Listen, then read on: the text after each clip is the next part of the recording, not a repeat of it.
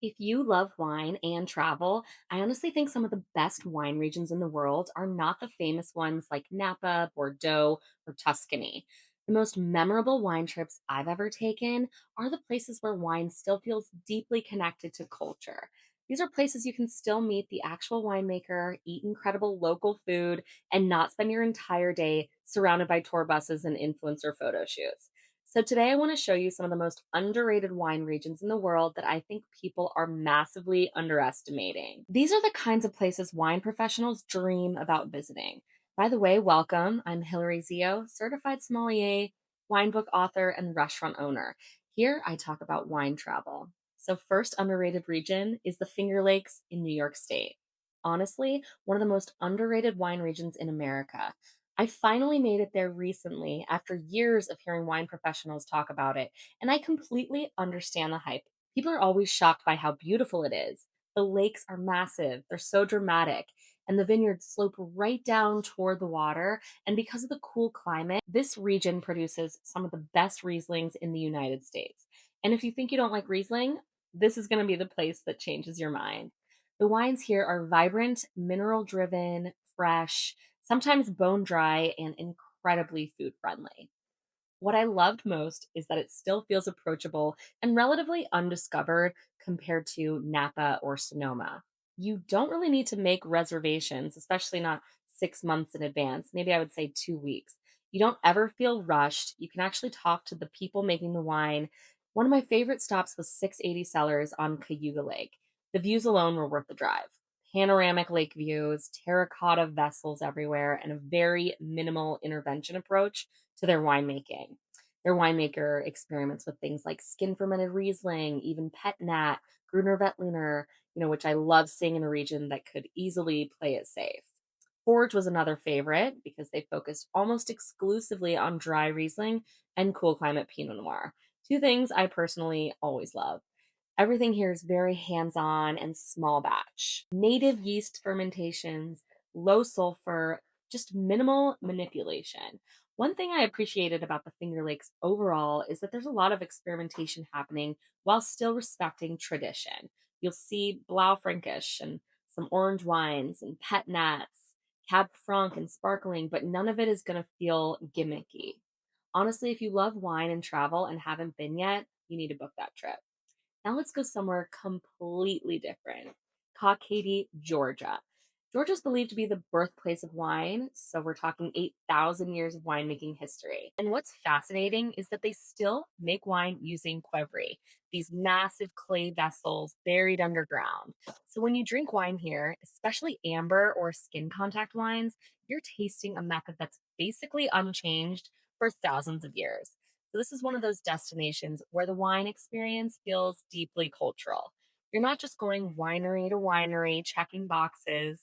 You're eating khachapuri, this incredible cheese bread, drinking homemade wine at family tables, hearing traditional singing. It just feels ancient.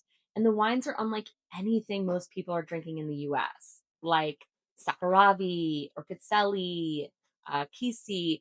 Even the names feel exciting and unfamiliar. And because tourism is still developing, the experience can feel incredibly personal and authentic. Now let's talk about Sardinia. I genuinely think Sardinia is one of the most underrated food and wine destinations in all of Italy. Most travelers go to Tuscany, Piedmont, maybe Sicily now, but Sardinia feels completely different. It's rugged, windy, it's definitely wild and very tied to the sea. And the wines reflect that Mediterranean landscape beautifully. You've got Vermentino grown near the coast, really producing salty herbal whites that are great with seafood. Then you have Cannonau, which is Sardinia's version of Grenache. That's going to make for earthy, spicy reds that feel rustic and sun soaked in the best possible way. But honestly, the real magic of Sardinia is the lifestyle around the wine. Long seafood lunches, tiny little beach towns, bottles of Vermentino, and families all eating together at sunset for hours.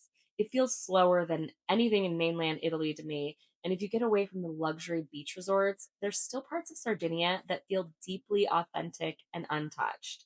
You can spend the morning swimming in unbelievably clear water and the afternoon drinking wine with a local producer, eating flatbread and grilled octopus. That's my kind of wine trip. Now, this is one of the wine regions I think Americans are sleeping on the most. Valle de Guadalupe in Baja, Mexico. It's only about 90 minutes south of San Diego, but it feels completely different from California wine country. We flew to San Diego, rented a car, and it was just so easy. The landscape is so dry and rugged, and the food scene's unbelievable. Honestly, some people go more for the restaurants than the wine at this point. We had 5-course Michelin starred tasting menus there. And what makes the region exciting is that there's still this experimental energy happening, and producers are making Nebbiolo, Chenin Blanc, natural wines, sparkling wines. There's a freedom there that feels really creative and alive. And unlike some polished wine regions, Valle de Guadalupe still feels a little wild around the edges in a good way. And that's really part of the charm. You can spend the day eating oysters, seafood, drinking smoky reds, staying in boutique hotels in the hills, and watching the sunset over vineyards. It's one of the coolest food and wine destinations in North America. Now, if you want the place wine professionals quietly whisper about, it's Slovenia, especially the Papa Valley. People describe it as what parts of Italy used to feel like decades ago, just before all the mass tourism. There's family wineries, tiny roads, mountains, Mediterranean influence, orange wines are everywhere, and it's really beautiful without trying too hard. Now, because Slovenia sits between Italy, Austria, and Croatia, there's this fascinating cultural overlap in food and wine. So one minute you're drinking skin contact Ribolla in a century-old stone cellar, and the next you're eating handmade pasta and cured meats overlooking vineyards. This region also attracts a lot of adventurous wine drinkers because of the biodynamic and natural wine scene. But even if you're not into natural wine, it's still an incredibly beautiful and affordable place to travel. And honestly, what connects all these regions is not just the wine, is that they still feel connected to place. That's becoming harder to find these days. A lot of famous wine regions now feel very luxury driven or just optimized for tourism, and there's nothing wrong with that. I do love Napa and Burgundy and Champagne, but some of the most meaningful wine experiences happen in regions where people are still farming because it's simply what their families have always done. Where the tasting room might literally be somebody's home, and lunch is 3 hours long, and nobody's rushing you, and the wine reflects the landscape and culture all around it. So if you're planning a wine trip, maybe skip some of the obvious destinations and try somewhere that still feels undiscovered. Let me know in the comments what the most underrated wine region you've ever visited is, because I'm always looking for places to go. See you next time.